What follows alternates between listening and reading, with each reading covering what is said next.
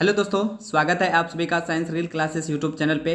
दोस्तों, अब आप लोग को बीपीएससी का जो है लगभग 1 महीना बच गया है और आज से हम लोग प्रैक्टिस सेट रेगुलर करने वाले हैं। तो अगर आप लोग इस चैनल पर नए आए हैं तो चैनल को सब्सक्राइब कर लीजिए और बेल आइकन को भी प्रेस कर लीजिएगा ताकि आने वाले वीडियो का नोटिफिकेशन सबसे पहले मिल जाए। फुल्ली एक्सप्लेन के साथ हम लोग यहाँ पर डिस्कशन करने वाले हैं। अगर आप लोग को आंसर इसका पता है तो नीचे कमेंट में कीजिएगा, है ना। उसके बाद मैं तुरंत इसका आंसर दूंगा। तो चलिए दोस्तों, वीडियो को स्टार्ट करते हैं। देखिए दोस्तों, पहला क्वेश्चन आप लोग के सामने है, बुद्ध ने अपना पहला उपदेश कहाँ दिया था, है ना। बुद्ध ने अपना पहला उपदेश कहाँ दिया था, अब इसका बताइए आप लोग आंसर क्या हो जाएगा। तो इसका राइट आंसर हो जाएगा दोस्तों ये सारनाथ हो जाएगा, है ना। तो देखिए दोस्तों, यहाँ पर बोध गया में गौतम बुद्ध को ज्ञान की प्राप्ति हुआ था। गौतम बुद्ध को ज्ञान की प्राप्ति कहाँ हुआ था, बोध गया में, है ना।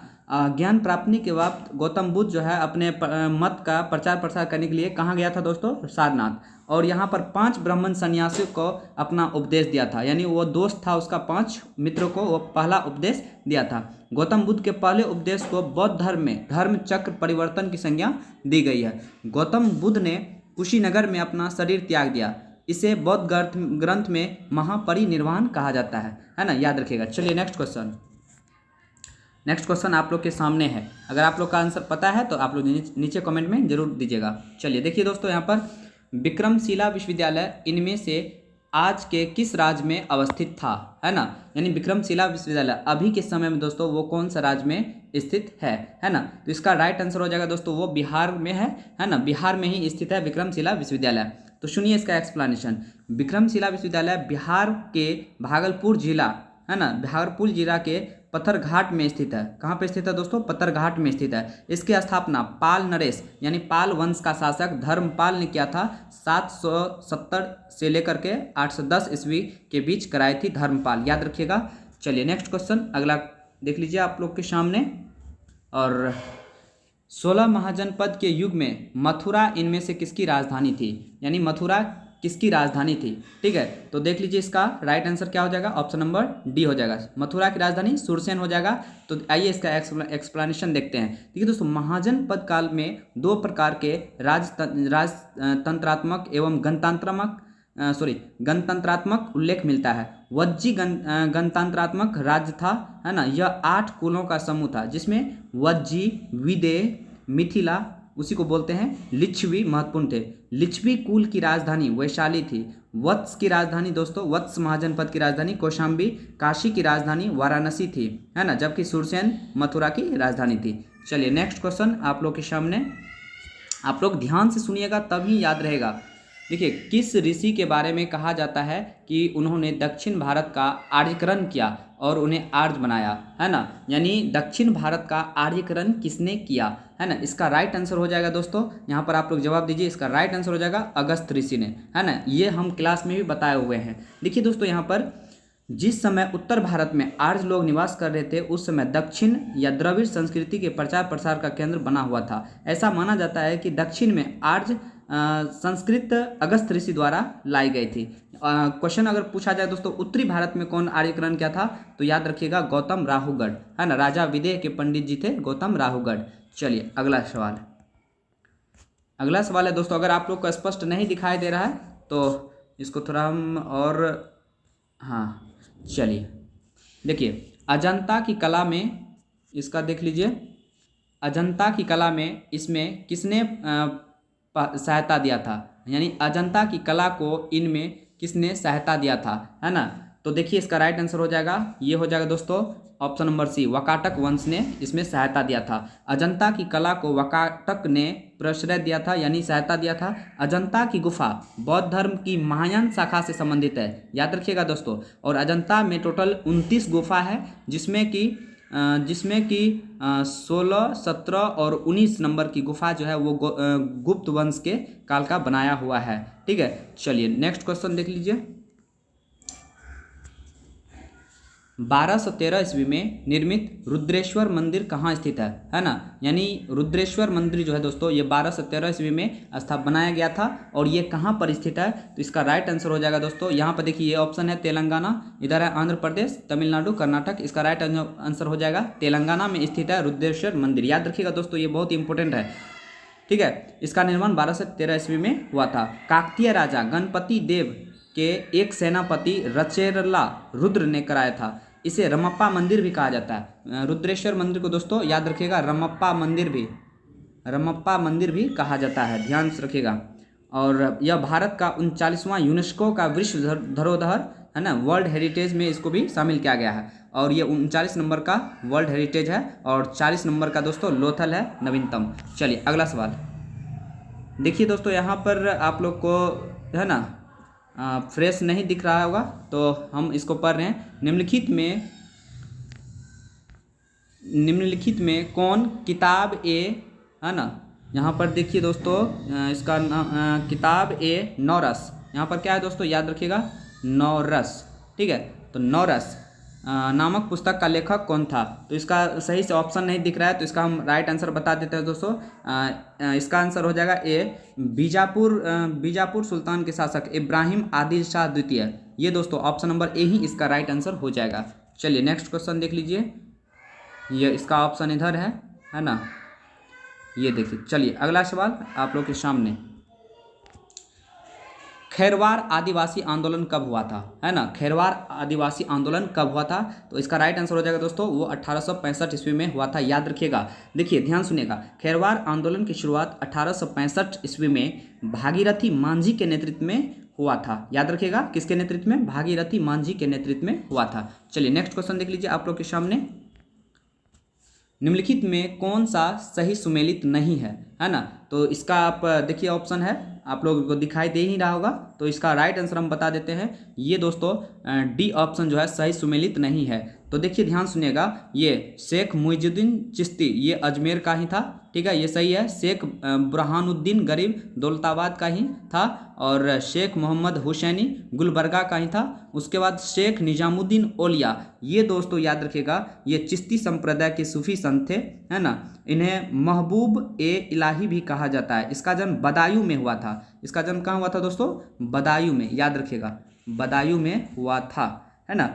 और प्रारंभ में वे बाबा फरीद के साथ अजोधन कहाँ स्थित है? पाकिस्तान में रहे थे, और बाद में दिल्ली चले आए। दिल्ली में स्थित निजामुद्दीन औलिया का मकबरा सूफी काल में ही एक पवित्र दरगाह है ना। और इसका अगर पूछा जाए दोस्तों, इसका शिष्य कौन होगा, प्रमुख शिष्य, तो याद रखिएगा अमीर खुसरो, निजामुद्दीन औलिया का। चलिए नेक्स्ट क्वेश्चन देख लीजिए, किस दिल्ली सुल्तान ने रक्त एवं लोह की नीति अपनाई? ये दोस्तों 66वीं बीपीएससी में पूछा गया है क्वेश्चन, है ना। तो इसका राइट आंसर हो जाएगा दोस्तों, ऑप्शन नंबर बी हो जाएगा, बलबन, है ना। देखिए दोस्तों यहाँ पर ध्यान सुनिएगा, सुल्तान नासिर उद दीन मोहम्मद की मृत्यु के बाद बलबन दिल्ली के सल्तनत के सिंहासन पर बैठा। वह गुलाम वंश का शासक था। बलबन ने अपने शासनकाल के दौरान रक्त एवं लोह नीति का प्रतिपादन किया और अपनी ताकत के माध्यम से मेवातियों को कुचल डाला। साथ ही उसे अपने अधिकारियों को अनुशासित भी किया, और बलबन ने अपने दरबार में सिजदा और पैबोस प्रथा की भी शुरुआत की थी। याद रखिएगा दोस्तों, बहुत इंपॉर्टेंट क्वेश्चन है। क्वेश्चन पूछा जाएगा सिजदा और पैबोस प्रथा किसने जारी किया था? तो बलबन ने। चलिए नेक्स्ट क्वेश्चन देख लीजिए, इसका नेक्स्ट क्वेश्चन है, कौन सा मध्यकालीन भारतीय साम्राज्य व्यापक स्तर पर स्थानीय स्वशासन के लिए प्रसिद्ध था? है ना। तो इसका राइट आंसर क्या हो जाएगा? ऑप्शन नंबर बी हो जाएगा, चोल हो जाएगा इसका राइट आंसर। चोल प्रशासन की प्रमुख विशेषता उसके स्थानीय स्वशासन था। ग्राम स्वशासन की प्रमुख इकाई थी, और ग्राम प्रशासन ग्रामवासी स्वयं करते थे। कई ग्रामों के समूह को कुर्रम कहते थे। यहाँ पर चोल वंश में कई ग्रामों के समूह को कुर्रम कहा जाता था। चलिए नेक्स्ट क्वेश्चन, निम्नलिखित में से किस मुगल कालीन नहर का निर्माण फिरोज शाह की राजबहाव को पुनर्जीवित करके किया गया था? है ना। तो राइट आंसर हो जाएगा दोस्तों ये साहब नहर को, साहब नहर। अब देखिए दोस्तों यहाँ पर साहब नहर का निर्माण जो है फिरोज शाह की राजबहाव को पुनर्जीवित करके किया गया था। मुगल बादशाह अकबर के समय में पहले शहाबुद्दीन खान और बाद में नूरुद्दीन मोहम्मद तार खां नहर की खुदाई और मरम्मत करके चौड़ा करवाया था, है ना। तो याद रखिएगा इसको। चलिए अगला क्वेश्चन, तो यहाँ पर देख लीजिए, सूची 1 को सूची 2 से सुमेलित करना है। तो यहाँ पर इधर है, तो इधर आप लोग को दिखा देते हैं, ठीक है। देखिए ये क्वेश्चन बहुत ही इम्पोर्टेंट है, आप लोग इसको ध्यान से देखिए। क्वेश्चन देख लीजिए, ये द स्टोरी ऑफ, मतलब ये जो है दोस्तों यहाँ पर गीता रस, ये हो गया पुस्तक का नाम और उधर लेखक, ठीक है। तो इसका देखिए हम मिलाते हैं, इसका राइट आंसर क्या हो जाएगा, देखिए द स्टोरी ऑफ माय डिपोर्शन जो है दोस्तों वो हो जाएगा लाला लाजपत राय, है ना। यानी ए का क्या हो जाएगा, 3 हो जाएगा, ए का 3 हो जाएगा। उसके बाद गीता रहस्य बाल गंगाधर तिलक ने लिखा था, है ना, ये हो जाएगा इधर 4 नंबर में। उसके बाद a nation in making, a nation in making Surendra Nath Banerjee हो जाएगा, है ना। एक ऑप्शन यानी पहला ऑप्शन, और इंडिया विंस फ्रीडम ये दोस्तों मौलाना अब्दुल कलाम। तो इसका जो राइट आंसर हो जाएगा आप लोग देख लीजिए, इसका आई थिंक मिलाने के बाद ये ऑप्शन नंबर ए हो जाएगा। चलिए नेक्स्ट क्वेश्चन देख लीजिए। शुद्ध चांदी का रुपया का आविष्कार किसने किया था, है ना। तो देखिए इसका राइट आंसर हो जाएगा ये शेरशाह सूरी ने किया था, है ना। शेरशाह सूरी के शासनकाल में शुद्ध सोने, चांदी एवं तांबे का सिक्के का प्रचलन किया गया था। शेरशाह ने शुद्ध चांदी का रुपया 180 ग्रेन और तांबे का दाम 380 ग्रेन चलाया था, है ना। चलिए अगला सवाल देख लीजिए।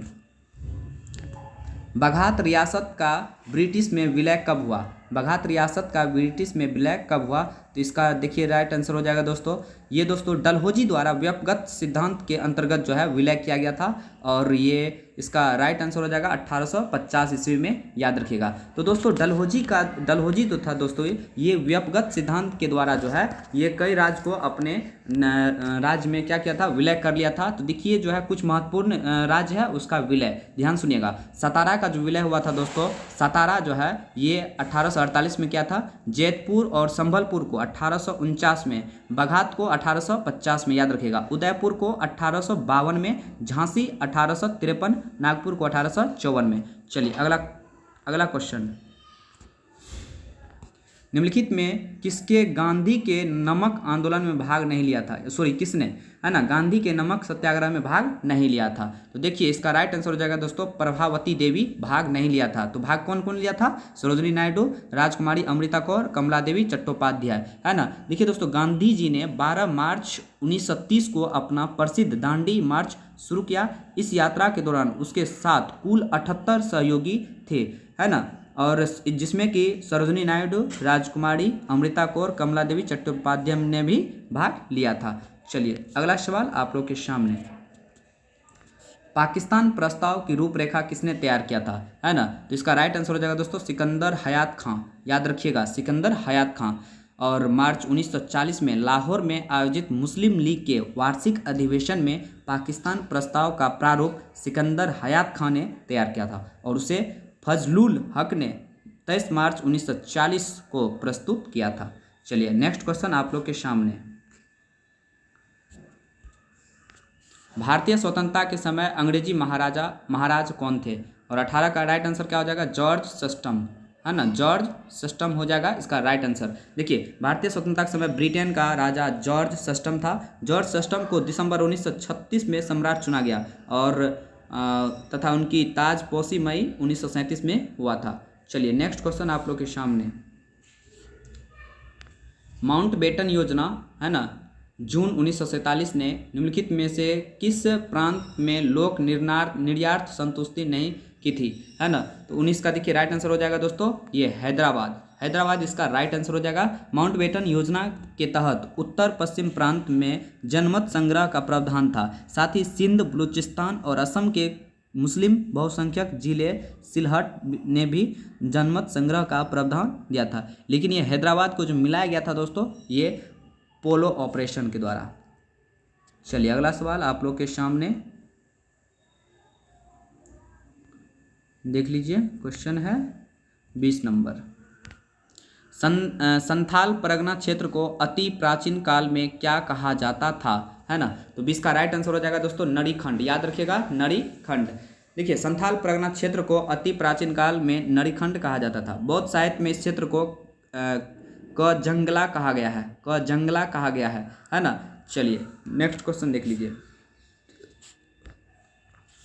साफाहोर आंदोलन किस आदिवासी के समुदाय से संबंधित है, साफाहोर आंदोलन, है ना। तो देखिए इसका जो राइट आंसर हो जाएगा दोस्तों ये संताल हो जाएगा, संताल, है ना। साफाहोर आंदोलन संथाल नहीं, यहाँ पर संताल नहीं है दोस्तों, संथाल है ना, याद रखिएगा। और ये कब हुआ आंदोलन संबंधित है, इसे खेरवार आंदोलन भी कहा जाता है। और 1868 से 71 भी है ना, इसी को दोस्तों साफाहोर को ही खेरवार आंदोलन कहा जाता है। ठीक है, चलिए नेक्स्ट क्वेश्चन। निम्नलिखित में कौन आदिम जनजाति है ना, आदिम जनजाति कौन है दोस्तों? इसका राइट आंसर हो जाएगा ये कोरवा। कोरा जो है आदिम जनजाति है। झारखंड प्रदेश के कुल 32 जनजातियों में 8 आदिम जनजाति समूह आती है ना। ये इसमें से है दोस्तों असुर, बिरहोर, बिराजिया, कोरवा, परहिया, साबर, माल, पहाड़िया और सोरिया पहाड़िया। ठीक है, चलिए नेक्स्ट क्वेश्चन। अंडी और ओपोरतिपी नाम से प्रचलित विवाह किस आदिवासी समुदाय से संबंधित है ना। देखिए 23 नंबर का आंसर हो जाएगा हो जनजाति से संबंधित है दोस्तों। अंडी ओपोरतिपी नाम से प्रचलित विवाह हो जनजाति हो जाएगा इसका राइट आंसर, है ना। तो याद रखिएगा इसको। चलिए नेक्स्ट क्वेश्चन। 1687 में जब औरंगजेब ने गोलकुंडा किले पर अधिकार किया, उस समय गोलकुंडा का शासक कौन था, है ना। 24 नंबर, तो इसका राइट आंसर हो जाएगा दोस्तों अबुल हसन कुतुब शाह। अबुल हसन कुतुब शाह इसका राइट आंसर हो जाएगा। औरंगजेब ने 1686 में बीजापुर और 1687 में गोलकुंडा पर आधिपत्य स्थापित किया। 1687 में जब औरंगजेब ने गोलकुंडा किले पर अधिकार किया तो उस समय गोलकुंडा का शासक अबुल हसन कुतुब शाह था, है ना। चलिए नेक्स्ट क्वेश्चन देख लीजिए। कोल विद्रोह का नेतृत्व किसने किया था? 25 का राइट आंसर हो जाएगा दोस्तों जत्रा भगत। याद रखिएगा जत्रा भगत कब किया था? 1831 से 32 ईस्वी के बीच किया गया था। चलिए नेक्स्ट क्वेश्चन आप लोग के सामने,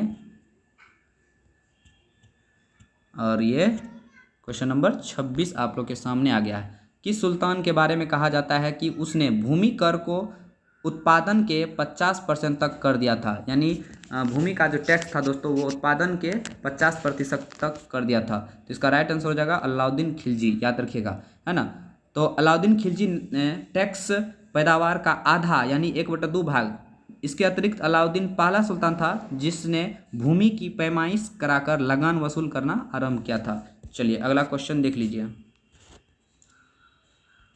निम्नलिखित को उसके संगठन के आधार पर क्रमवार सजाइए, है ना। यानी पहले इसमें से कौन कौन आया था तो देख लीजिए दोस्तों। सबसे पहले बॉम्बे एसोसिएशन। बॉम्बे एसोसिएशन जो दोस्तों याद रखेगा 1885 में, है ना, इसका स्थापना हुआ था। उसके बाद दोस्तों मद्रास एसोसिएशन का 1884 याद रखिएगा। उसके बाद इंडियन एसोसिएशन का हो गया 1876, है ना, 1876 हो जाएगा। उसके बाद इंडियन लीग का हो जाएगा दोस्तों 1875।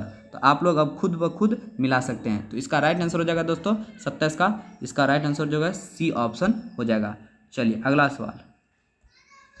शक्ति स्थल का संबंध किससे है ना। शक्ति स्थल का संबंध दोस्तों ये श्रीमती इंदिरा गांधी से है। याद रखिएगा श्रीमती इंदिरा गांधी के समाधि स्थल को शक्ति स्थल कहा जाता है। राजीव गांधी के समाधि स्थल को वीर भूमि कहा जाता है। याद रखिएगा इसका दोस्तों वीर भूमि हो जाएगा। उसके बाद अटल बिहारी वाजपेयी का दोस्तों क्या हो जाएगा? स्मृति स्थल हो जाएगा। क्या हो जाएगा? पंडित जवाहरलाल नेहरू का शांति वन। याद रखिएगा। चलिए अगला सवाल। सुल्तानी युग में बौद्धों की कौन सी शाखा सबसे प्रभावशाली थी, है ना। 29 का इसका राइट आंसर हो जाएगा थेरवाद, है ना। थेरवाद याद रखिएगा। सुल्तान युग में बौद्ध धर्म की थेरवाद शाखा सबसे प्रभावशाली थी। चलिए अगला सवाल आप लोग के सामने। इनमें से किसे आंध्र भोज भी कहा जाता है ना। तो इसका राइट आंसर हो जाएगा दोस्तों कृष्णदेव राय, है ना। कृष्णदेव राय विजयनगर का राजा था। उसका शासनकाल 1509 से 1529 तक था। इसने आंध्र भोज, अभिनव भोज तथा आंध्र पितामह आदि उपाधि धारण किया था, है ना। आंध्र भोज, अभिनव भोज, आंध्र पितामह की उपाधि धारण किया था। इसका शासनकाल तेलुगु साहित्य का क्लासिकल युग था। इसके दरबार में तेलुगु साहित्य के 8 विद्वान रहते थे जिसे अष्टदिग्गज कहा जाता था। कृष्णदेव राय के शासनकाल में अष्टदिग्गज रहता था तेलुगु साहित्य का। चलिए अगला सवाल आप लोग के सामने। हेमचंद्र विक्रमादित्य भारतीय इतिहास में किस नाम से जाना जाता है? 31 का तो इसका राइट आंसर हो जाएगा दोस्तों डी, हेमू को ही क्या बोलते हैं? हेमचंद्र विक्रमादित्य। ठीक है। और हेमचंद्र विक्रमादित्य को हेमू के नाम से जाना जाता है। हेमू और अकबर के बीच पानीपत की दूसरी लड़ाई 1556 में है ना हुई थी, और 1527 में खानवा का युद्ध राणा सांगा और बाबर के बीच में हुआ था। इसमें बाबर की जीत हुई थी। चलिए याद रखिएगा। अगला सवाल यह हो जाएगा दोस्तों, इनमें से किस कर व्यवस्था को बंदोबस्त व्यवस्था के नाम से भी जाना जाता है? तो 32 का राइट आंसर हो जाएगा दोस्तों जब्ती, है ना, जब्ती हो जाएगा। कृषि भूमि के माप आधार पर लगान निर्धारण करने की व्यवस्था जब्ती प्रणाली कहलाता है। इसकी शुरुआत शेरशाह के दीवान अहमद खान ने की थी, है ना। चलिए अगला सवाल, अगला सवाल देख लीजिए। यहाँ पर आप लोग को क्वेश्चन दिखा रहे हैं, उसके बाद आंसर उधर है। भौगोलिक क्षेत्र की दृष्टि से जापान का सबसे बड़ा द्वीप कौन है ना। जापान का सबसे बड़ा द्वीप याद रखिएगा, यहाँ पर देख लीजिए, ऑप्शंस आप लोग को दिख रहा होगा, है ना। जापान का सबसे बड़ा द्वीप कौन सा हो जाएगा बताइए फटाफट आंसर। तो इसका राइट आंसर हो जाएगा दोस्तों होन्शु द्वीप। याद रखिएगा, ये 66वीं बीपीएससी में क्वेश्चन पूछा गया है, ध्यान सुनिए। होन्शु द्वीप जो है जापान का सबसे बड़ा द्वीप है ना, भौगोलिक दृष्टि से। और ये दोस्तों कितना है, यह दुनिया का 7वां सबसे बड़ा द्वीप है। इंडोनेशिया के जावा द्वीप के बाद विश्व का दूसरा सर्वाधिक जनसंख्या वाला द्वीप भी है। जापान की राजधानी टोक्यो होन्शु के मध्य पूर्व में स्थित है। ठीक है, चलिए अगला सवाल, ये वर्ल्ड ज्योग्राफी है दोस्तों। ग्रीनलैंड निम्न देशों में किस देश का भाग है ना, ग्रीनलैंड। तो इसका राइट आंसर हो जाएगा दोस्तों ये डेनमार्क का ही भाग है ना। 34 का ए। ग्रीनलैंड लोगों की भूमि भी कहा जाता है ग्रीनलैंड को। चलिए, और इसमें देख लीजिए ग्रीनलैंड दोस्तों आर्कटिक और अटलांटिक महासागर के बीच कनाडा और आर्कटिक द्वीप समूह में पूर्व में स्थित है ना। हालांकि भौगोलिक रूप से यह उत्तर अमेरिका महाद्वीप का हिस्सा है, लेकिन 18वीं सदी के बाद यूरोप से राजनीतिक रूप से जुड़ गया है। चलिए अगला सवाल, निम्न में किस महाद्वीप में सबसे अधिक देश है ना, किस महाद्वीप में। तो 35 का क्या हो जाएगा दोस्तों, ये सी ऑप्शन हो जाएगा, अफ्रीका महादेश। चलिए अगला सवाल देख लीजिए। 2011 की जनगणना के अनुसार भारत के किस राज्य के आदिवासियों की आबादी का प्रतिशत उसकी कुल आबादी की तुलना में सबसे अधिक है? 36 का राइट आंसर क्या हो जाएगा, आप लोग बताइए फटाफट। इसका राइट आंसर हो जाएगा दोस्तों ये मिजोरम। मिजोरम सी ऑप्शन बिल्कुल राइट आंसर हो जाएगा, है ना। चलिए अगला सवाल, निम्नलिखित में कौन सा एक सही सुमेलित नहीं है ना। तो यहाँ इधर देश है दोस्तों, इधर राजधानी। तो देखिए दोस्तों यहाँ पर ध्यान सुनिएगा, यहाँ पर जो है वो हो जाएगा, देखिए मोरक्को का रबात सही है, टूनिशिया की ट्यूनिस सही है, अल्जीरिया का अल्जीरियस ये भी सही है। तो यहाँ पर देखिए कैंप वर्डे का दोस्तों इसका राजधानी हो जाएगा प्रायो। इसका राजधानी क्या हो जाएगा, प्रायो। प्रायो याद रखिएगा। तो बामाको जो है ये माली की राजधानी है। बामाको कहाँ की राजधानी है, माली की, याद रखिएगा। चलिए अगला सवाल, दक्षिण अफ्रीका का पोर्ट्समार्टसबुर्ग और उसका सीमावर्ती क्षेत्र निम्नलिखित में से किस खनिज का प्रमुख उत्पादक है? तो 38 का बिल्कुल राइट आंसर हो जाएगा मैग्नीज। चलिए अगला सवाल फटाफट करते जाइए आप लोग। और इधर है पर्वत और उसका देश, मिलान कीजिए इसका। तो देखिए दोस्तों सही सुमेलित करना है हम लोग को। तो इसका जो सही सुमेलित हो जाएगा एटलस जो है दोस्तों, ये कहाँ पर है दोस्तों, ये एटलस पर्वत ये मोरक्को देश में है, याद रखिएगा। किलिमंजारो ये तंजानिया में स्थित है, याद रखिएगा। उसके बाद चिम्बरोजो जो है दोस्तों ये इक्वाडोर में है। चिम्बरोजो कहाँ है, इक्वाडोर में है। पायरेनीज है दोस्तों ये फ्रांस और स्पेन में। चलिए अगला सवाल आप लोग के सामने, ठीक है। अब आ जाइए 40 नंबर, मलेशिया में किंटा घाटी प्रसिद्ध है किस लिए? देखिए बहुत ही इंपॉर्टेंट क्वेश्चन है दोस्तों, ये टीन उत्पादन के लिए किंटा घाटी प्रसिद्ध है, याद रखिएगा। चलिए अगला सवाल, निम्नलिखित में किन देशों से होकर भूमध्य रेखा नहीं गुजरती है ना। तो इसका राइट आंसर हो जाएगा दोस्तों यहाँ पर देख लीजिए 41 का, इधर कूट भी दिया हुआ है, तो आप लोग इधर देख लीजिए क्या क्या हो जाएगा। तो देखिए एक डाल विषुवत रेखा जो है भूमध्य रेखा दोस्तों कुल 13 देश से होकर गुजरती है ना। जिसमें देखिए ब्राज़ील हो गया, Ecuador, Colombia, Sao Tome, Principe, Congo, गणराज्य, युगांडा, सोमालिया, गेबन, कांगो, लोकतांत्रिक गणराज्य, केन्या, इंडोनेशिया, मालदीव, किरिबाती, है ना। तो इसका जो राइट आंसर हो जाएगा दोस्तों ये हो जाएगा देखिए इसमें देख लीजिए कौन नहीं आया है, तो भूमध्य रेखीय गिनी 3 हो जाएगा, उसके बाद रवांडा, है ना, ये 3 और 4 यानी डी ऑप्शन बिल्कुल राइट आंसर हो जाएगा। चलिए अगला सवाल, निम्नलिखित जनजाति में कौन भारत के अंडमान और निकोबार द्वीप समूह के मूल निवासी नहीं है ना, 42 का, तो ये हो जाएगा दोस्तों कौन सा, रेंगमा। रेंगमा एक नागा जनजाति है जो नागालैंड और असम में पाई जाती है। बाद बाकी हलाचू, ओंजो, शेम्पेन ये अंडमान और निकोबार द्वीप समूह में पाया जाता है। चलिए अगला सवाल, निम्नलिखित में कौन सा एक नदी हिमालय पार यानी ट्रांस हिमालय नहीं है, नदी है ना, नदी है, तो इसका देखिए राइट आंसर हो जाएगा 43, तो इसका सतलज हो जाएगा बिल्कुल राइट आंसर, है ना।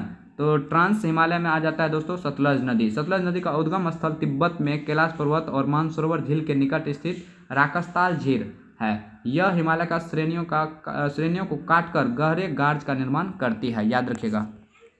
चलिए, और ये क्वेश्चन बहुत इंपॉर्टेंट, एजेंडा 21 कितने समझौते हैं एजेंडा 21 में, तो इसका राइट आंसर हो जाएगा दोस्तों 4, है ना, 4 समझौते इसमें है, याद रखिएगा।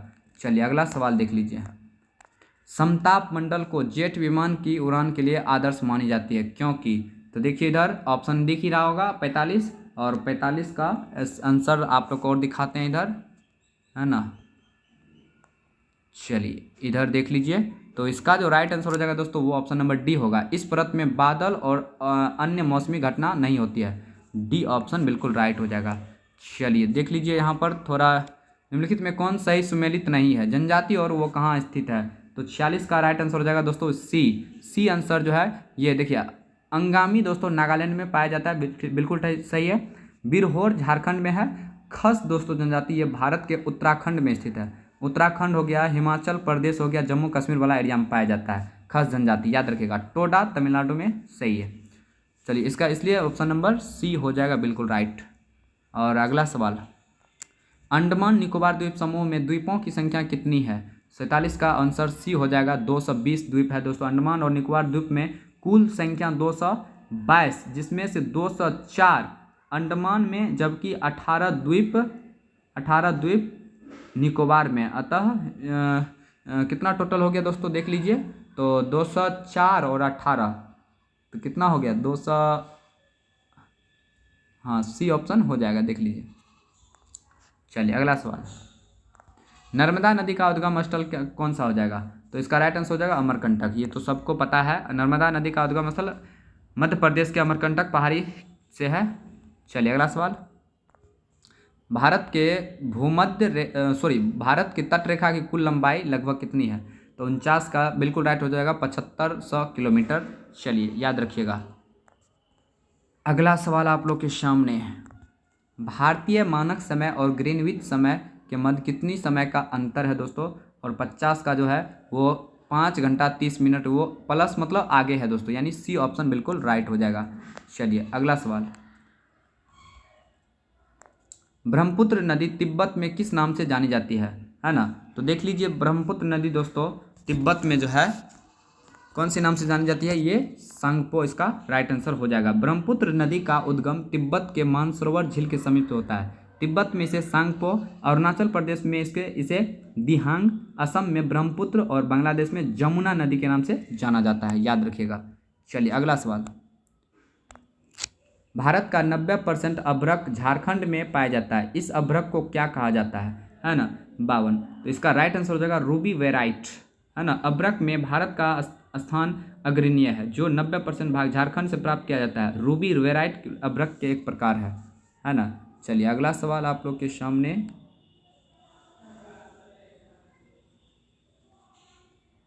चलिए देख लीजिए, निम्नलिखित में कौन सी नदी एस्चुरी नहीं बनाती है ना, 53 का, इसका राइट आंसर हो जाएगा दोस्तों, जल्दी जल्दी बताइएगा। तो देखिए एस्चुरी नहीं बनाती है, तो इसका 53 का राइट आंसर हो जाएगा महानदी, है ना। नर्मदा, ताप्ती, मांडवी नदी एस्चुरी बनाती है क्योंकि ये नदियां भ्रंश घाटी से प्रवाहित होने और अधिक गति के कारण गाद नहीं ला पाती है, इसलिए डेल्टा नहीं बनाती है, जबकि महानदी डेल्टा बनाती है, याद रखिएगा। चलिए अगला सवाल, निम्नलिखित में कौन सा बादल अत्यधिक तीव्र वर्षा के लिए उत्तरदायी होता है ना, 54 का बिल्कुल राइट हो जाएगा, कपासी वर्षा।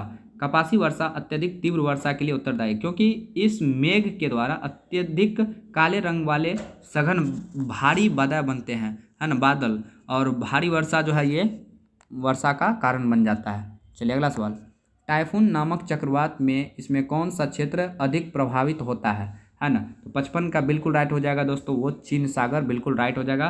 टाइफून उष्ण कटिबंधीय चक्रवात है, इसकी उत्पत्ति चीन सागर के आसपास 100 से 180 डिग्री पूर्वी देशांतर के उत्तरी गोलार्ध में होती है, याद रखिएगा। चलिए अगला सवाल देख लीजिए, निमारी एक नस्ल है। निमारी दोस्तों ये क्या चीज़ का नस्ल है, तो ये एक गाय की नस्ल है। बी ऑप्शन बिल्कुल राइट हो जाएगा, याद रखिएगा, ठीक है। चलिए अगला सवाल, पोडजोल क्या है। पोडजोल दोस्तों एक प्रकार की क्या है, मिट्टी है ना। पोडजोल एक प्रकार की कौन धारी वन प्रदेश में पाए जाने वाली मिट्टी है। ये ऑप्शन बिल्कुल राइट हो जाएगा, है ना, याद रखिएगा। चलिए अगला सवाल, निम्नलिखित में कौन शीत जलधारा है ना। तो इसका राइट आंसर हो जाएगा दोस्तों वेनेजुएला, है ना। वेनेजुएला जो है ये शीत धारा है ना। तो याद रखिएगा, देखिए क्यूरोशिवो जो है गर्म धारा है, गल्फ स्ट्रीम भी गर्म धारा है, ब्राज़ील धारा गर्म हो गया, वेनेजुएला भी गर्म जलधारा है। सॉरी, वेनेजुएला जो है ये शीत धारा है, याद रखिएगा, शीत एवं गर्म। चलिए अगला सवाल, निम्नलिखित में से किस वर्ष में राष्ट्रीय भूमि अभिलेख आधुनिकीकरण कार्यक्रम का प्रारंभ किया था। 59 का बिल्कुल राइट आंसर हो जाएगा 2008 में, ठीक है। चलिए अगला सवाल आप लोग के सामने अब पॉलिटी का आ चुका है और आप लोग फटाफट जवाब दीजिएगा।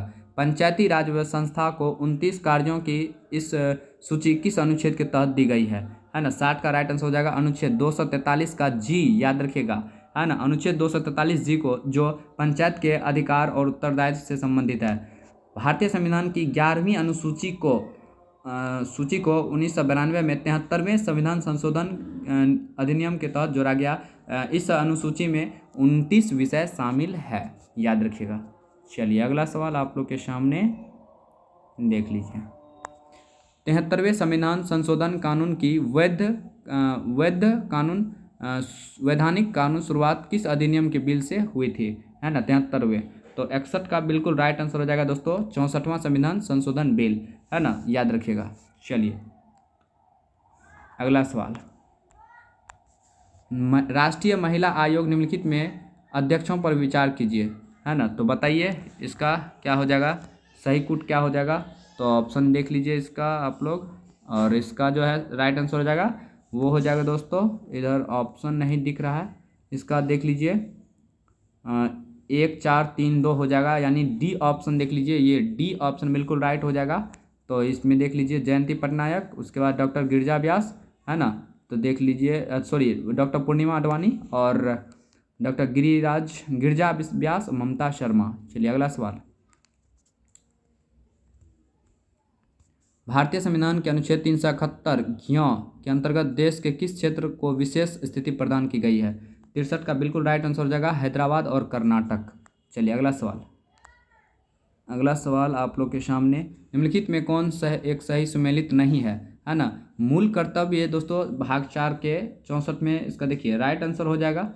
इसका जो है दोस्तों संघ एवं राज्यों के अधीन सेवा जो है, इसका जो है देख लीजिए मूल कर्तव्य, ये तो सही है ना। ओह, मूल कर्तव्य भाग 4 के क में स्थित है, ठीक है। और राज्य जो है दोस्तों ये 6 में स्थित है, बिल्कुल। भारत का महान्यायवादी जो है ये कहाँ पर स्थित है दोस्तों, ये भाग 5 में स्थित है।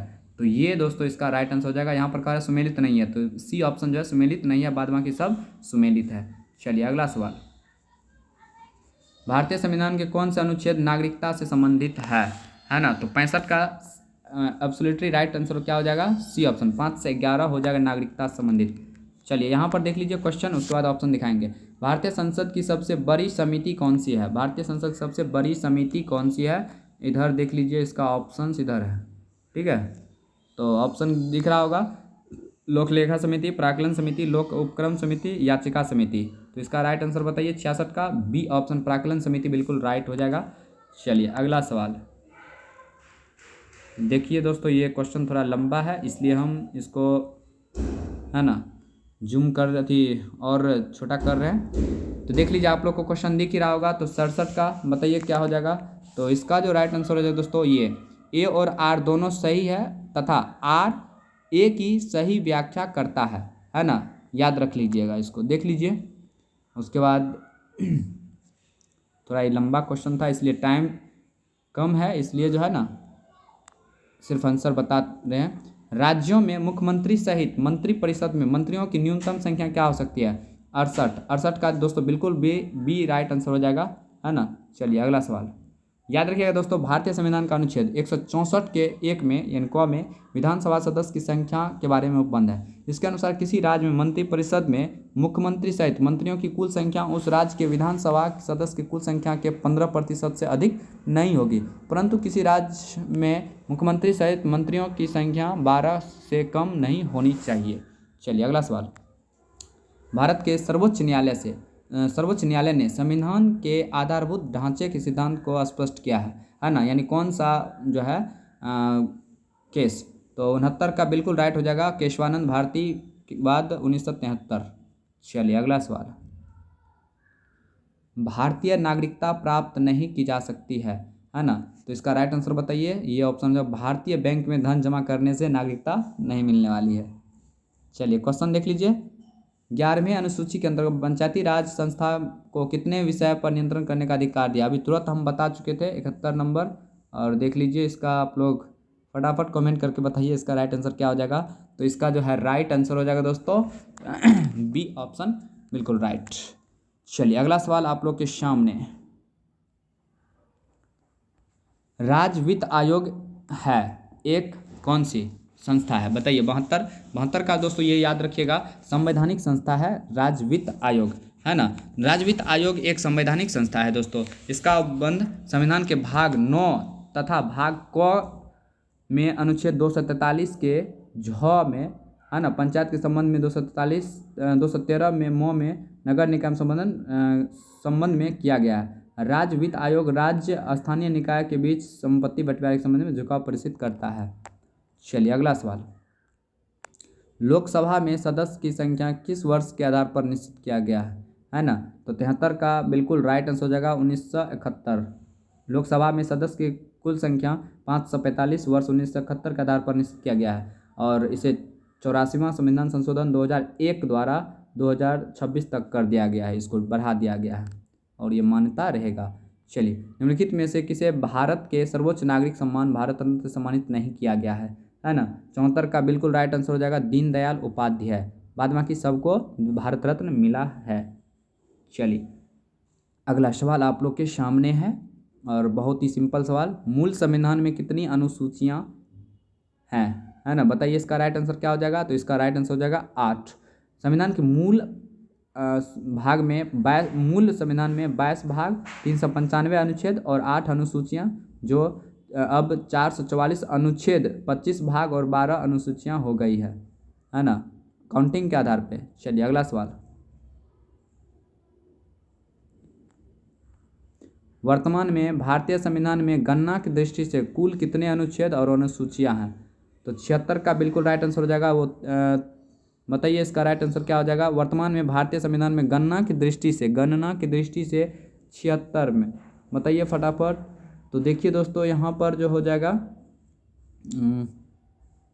भारतीय संविधान 26 जनवरी 1995 लागू हुआ, उस समय 395 अनुच्छेद और 8 अनुसूचियाँ तथा 22 भाग। वर्तमान में गणना की दृष्टि से 444 अनुच्छेद और 12 अनुसूचियाँ हैं, है ना। तो इसका राइट आंसर हो जाएगा डी ऑप्शन। चलिए अगला सवाल।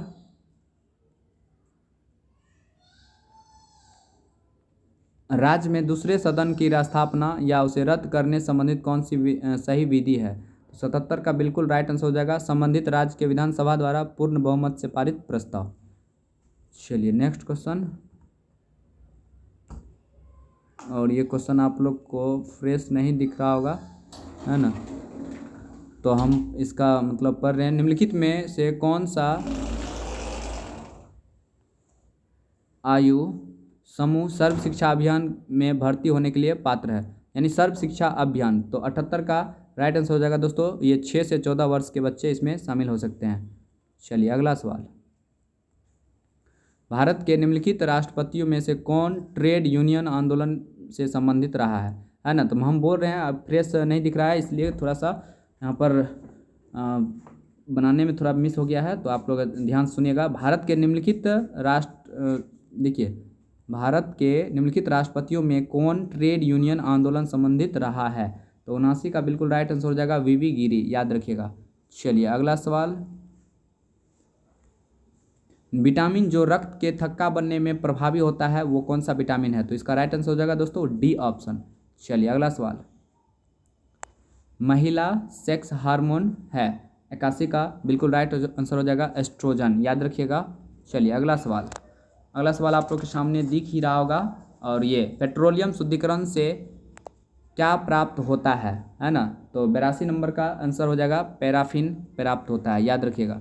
चलिए ये साइंस का सवाल है, थायराइड ग्रंथि की खराबी किसकी कमी के कारण होता है। तो इसका राइट आंसर हो जाएगा सी, आयोडीन की कमी के कारण होता है।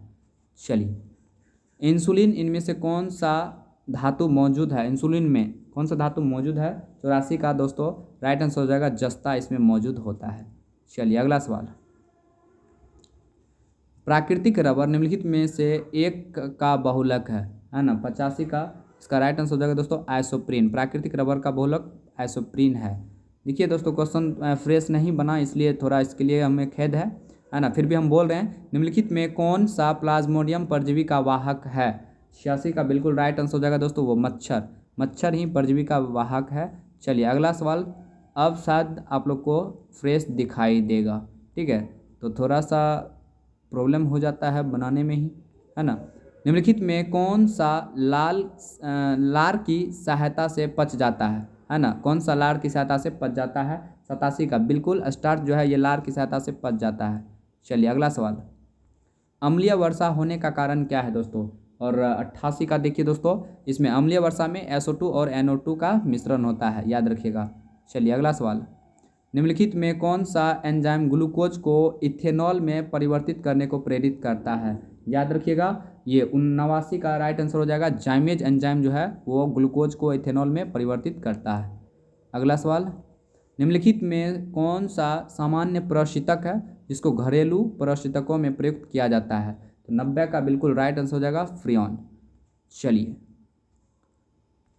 मथने के बाद क्रीम का दूध से पृथक हो जाने का किसके कारण से दूध से जो है क्रीम अलग हो जाता है, कौन सा बल। तो इसका राइट आंसर हो जाएगा अपकेंद्रीय बल, सी ऑप्शन। चलिए नेक्स्ट क्वेश्चन, उचित रीति से कटे हीरे की असाधारण चमक का कारण क्या है। 92 का बिल्कुल राइट आंसर हो जाएगा उसका अति उच्च अपवर्तनांक सूचकांक होता है, बिल्कुल बी राइट आंसर हो जाएगा। चलिए अगला सवाल, प्रकाश की गति किसके बीच जाते हुए न्यूनतम होगी। 93 का बिल्कुल राइट आंसर हो जाएगा कांच, ए। चलिए अगला सवाल, सामान्यतः स्त्रियों की आवाज़ तारत्व होती है ना, क्या होती है तारत्व। 94 का बिल्कुल राइट आंसर हो जाएगा पुरुष की तुलना में अधिक होती है, ये ऑप्शन ही आंसर राइट हो जाएगा। चलिए अगला क्वेश्चन आप लोग के सामने है, किसी इलेक्ट्रॉनिक घड़ी के समतुल्य पुर्जा होता है ना। 95 का बिल्कुल राइट आंसर हो जाएगा क्रिस्टलीय दोलित्र, इसका राइट आंसर हो जाएगा।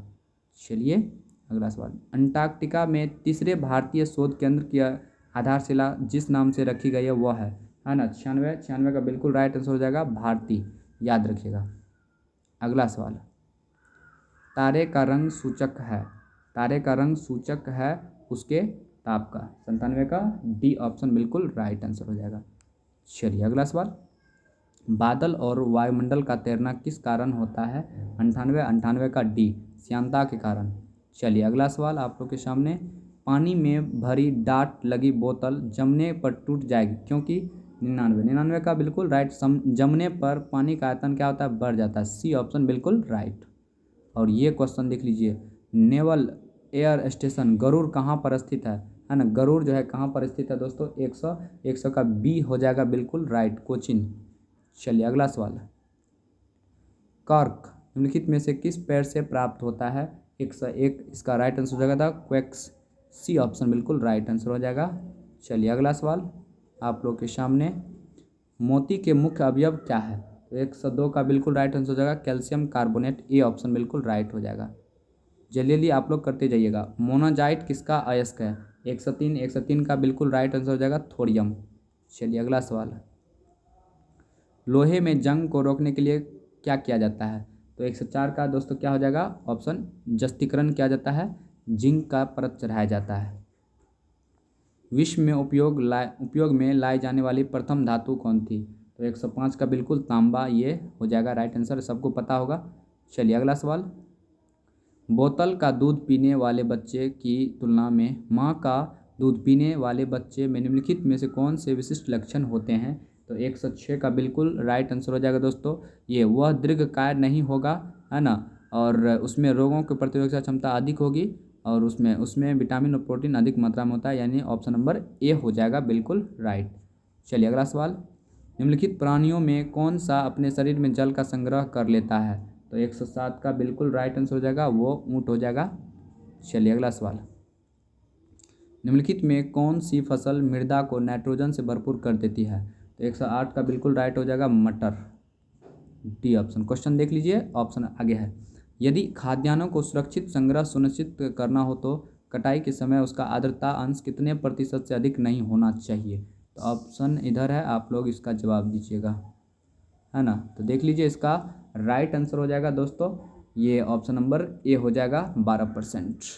और आप लोग के सामने, जब किसी पत्थर को पानी में डुबाया जाता है तो वह किसके समान में पानी को विस्थापित कर देता है? तो 110 का बिल्कुल राइट हो जाएगा आयतन।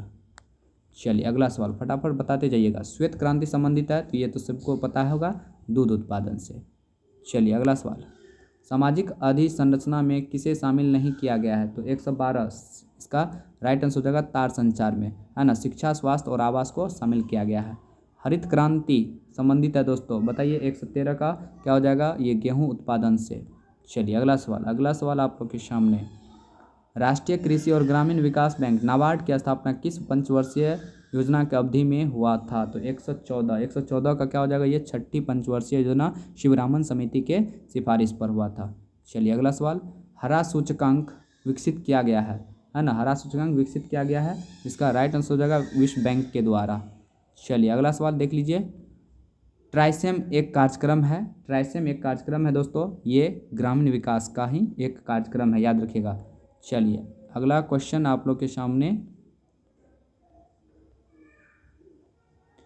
देखिए। निर्धन का दुष्चक्र की अवधारणा संबंधित है, concept of vicious circle of poverty. 117 का बिल्कुल राइट आंसर हो जाएगा, वो नक्शे से।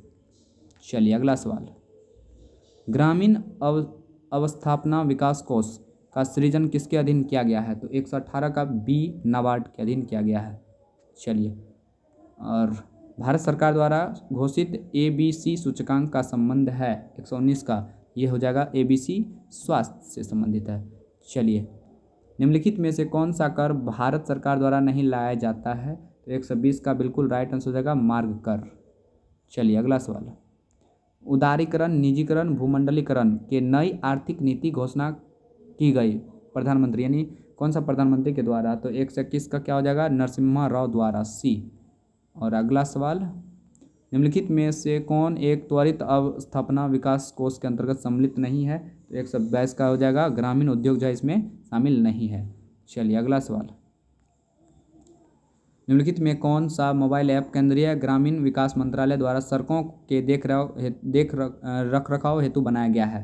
तो 127 का बिल्कुल आरंभ हो जाएगा, याद रखिएगा। चलिए अगला सवाल। नांगल किसके लिए जाना जाता है? नांगल, तो 124 का दोस्तों ये उर्वरक के लिए लाया जाता है। अगला सवाल। NAFT का सदस्य है दोस्तों, तो 125 का हो जाएगा USA, कनाडा और मॉस्को, ये ऑप्शन। और देख लीजिए इधर दोस्तों गणित का सवाल है, गणित आप लोग खुद से बनाइएगा, है ना। देख लीजिए क्वेश्चन देखते जाइए आप लोग, और इसका तो सवाल आप लोग को खुद ही बनाना पड़ेगा, है ना, क्या कि इसको बनाएंगे तो टाइम लग सकता है ज़्यादा, इसलिए आप लोग थोड़ा सा कष्ट उठाइएगा।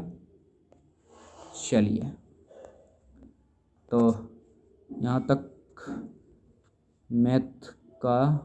मैथ हो गया कवर। अब हम आते हैं बिहार स्पेशल। चलिए बिहार स्पेशल में आते हैं। 1928 में बिहार में रविदास सभा का गठन किसने किया था? 136 का फटाफट आप लोग जवाब दीजिएगा। तो 136 का क्या हो जाएगा? ये हो जाएगा दोस्तों जगजीवन राम, बिल्कुल सी ऑप्शन हो जाएगा। चलिए अगला सवाल। यदि नील की खेती करने में छूट चाहते हैं तो नील के किसानों को कौन सा क्षतिपूर्ति कर देना पड़ता था? 137 का हो जाएगा तावान, है ना। नील की खेती करने से छूट चाहने वाले भारतीय किसानों को बदले में जुर्माना स्वरूप तावान कर देना पड़ता था, है ना, याद रखिएगा। चलिए अगला सवाल। 1835 में पहला जिला स्कूल कहाँ खोला गया था? तो 138 का हो जाएगा दोस्तों, ये पटना में खोला गया था। बिहार की राजधानी पटना में पटना हाई स्कूल की स्थापना 1835 में की गई थी। ठीक है। चलिए अगला सवाल। डॉक्टर राजेंद्र प्रसाद जो भारत के पहले राष्ट्रपति थे, पूर्व में किस पद पर आसीन थे? 139 का हो जाएगा, पटना के नगर पालिका चेयरमैन पर आश्रित थे, याद रखिएगा। चलिए अगला सवाल। महात्मा गांधी पर चंपारण सत्याग्रह के लिए कब अभियोग चलाया गया था? तो 140 का क्या हो जाएगा? बी, 1917 में, याद रखिएगा। सिंपल क्वेश्चन है। चलिए बरौनी तेल शोधक कारखाने की तेल शोधन क्षमता कितनी है? तो ये हो जाएगा 33 लाख टन, ये ऑप्शन बिल्कुल राइट। चलिए अगला सवाल। निम्नलिखित देशांतर रेखाओं में से कौन सी बिहार से होकर गुजरती है? 142 का हो जाएगा बी, 86 डिग्री देशांतर रेखा बिहार से गुजरती है। चलिए अगला सवाल। कैबिनेट मिशन प्लान के अनुसार राज्यों का ग्रामीण ग्रुपिंग में बिहार को किस ग्रुप में रखा गया है? तो 143 का हो जाएगा, ये ग्रुप ए में रखा गया है। चलिए अगला सवाल। 1921 में गांधी जी ने पटना में उद्घाटन किया था, क्या चीज़? 144 का हो जाएगा, बिहार विद्यापीठ का स्थापना किया था, उद्घाटन किया था। और क्वेश्चन देख लीजिए इधर, बिहार छात्र परिषद को संगठित किया था। ऑप्शन 145 का डॉक्टर राजेंद्र प्रसाद ने ही संगठित किया था। चलिए अगला सवाल। अगला सवाल आप लोग के सामने। बिहार एक निर्धन राज्य है ना, तो इसका राइट आंसर हो जाएगा संसाधन के अनुचित उपयोग के कारण, डी ऑप्शन बिल्कुल राइट हो जाएगा। और अगला सवाल आप लोग के सामने। सम्राट अशोक द्वारा बनवाए राजमार्ग का किस शासक ने उद्धार करवाया था? 147 का हो जाएगा शेरशाह, ये ऑप्शन बिल्कुल राइट हो जाएगा।